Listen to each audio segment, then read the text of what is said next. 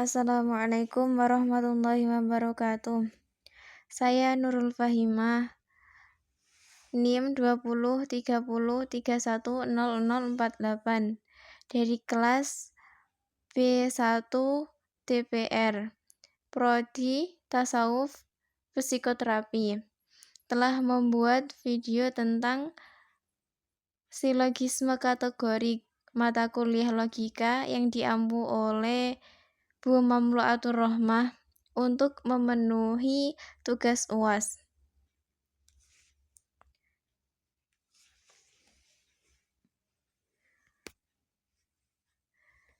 Silogisme adalah cara berpikir deduktif.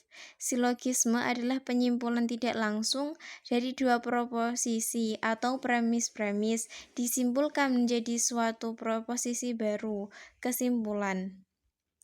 Contoh, semua makhluk mempunyai mata. Si kacang adalah seorang makhluk. Premis minor. Jadi si kacang mempunyai mata. Kesimpulan. Silogisme menurut para ahli. Silogisme menurut para ahli berasal dari bahasa Yunani yang berarti konklusi. Menurut Sutrisno Hadi, silogisme terdiri dari 4, yaitu silogisme kategorik, silogisme hipotetik, silogisme alternatif, dan silogisme disjungtif. Hal-hal yang perlu diperhatikan dalam silogisme yaitu premis mayor disajikan sebelum terlebih dahulu, lalu diikuti premis minor. 2. Term penengah dilambangkan oleh M. 3. Term mayor dilambangkan oleh P dan term minor dilambangkan oleh S.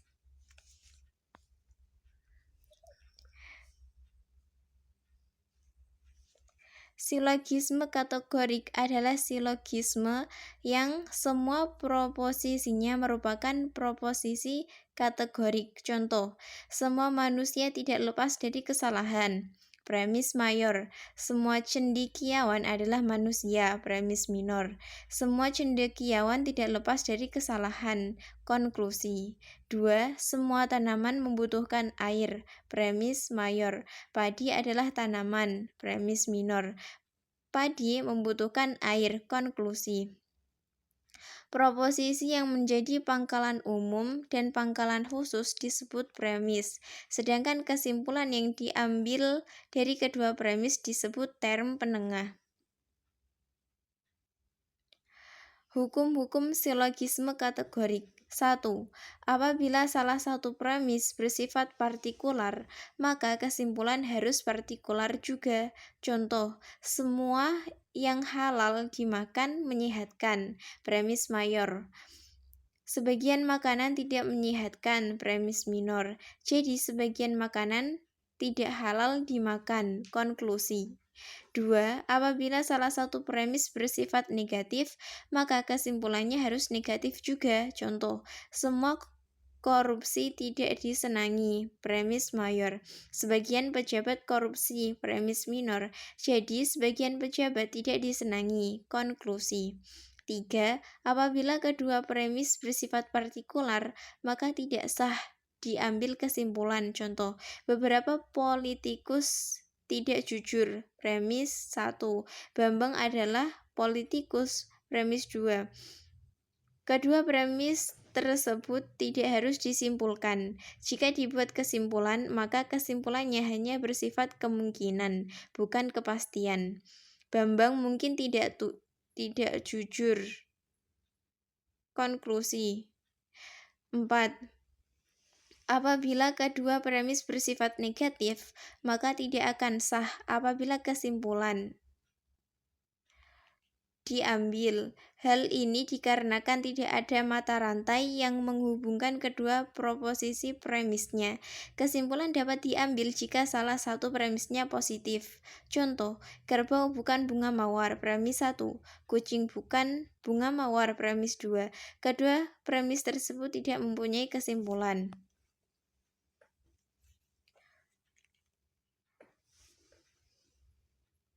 5. Apabila term penengah dari suatu premis tidak tentu, maka tidak akan sah diambil kesimpulan. Contoh, semua ikan berdarah dingin.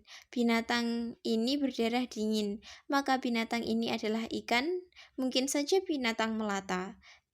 Keenam, term predikat dalam kesimpulan harus konsisten dengan term predikat yang pada premisnya.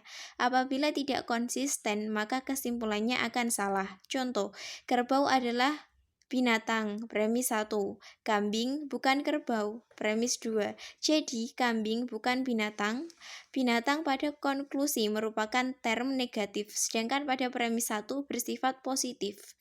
Ketujuh, term penengah harus bermakna satu, baik dalam premis mayor maupun premis minor. Bila term penengah bermakna ganda, kesimpulan menjadi lain. Contoh, bulan itu bersinar di langit, premis mayor.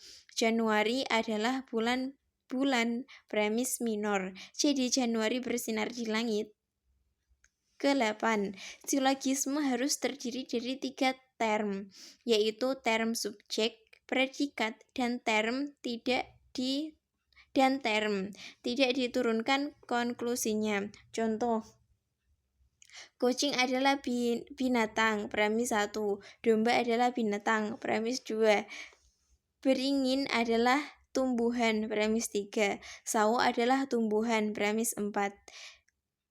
Dari premis tersebut tidak dapat diturunkan kesimpulannya. Cukup sekian. Wassalamualaikum warahmatullahi wabarakatuh.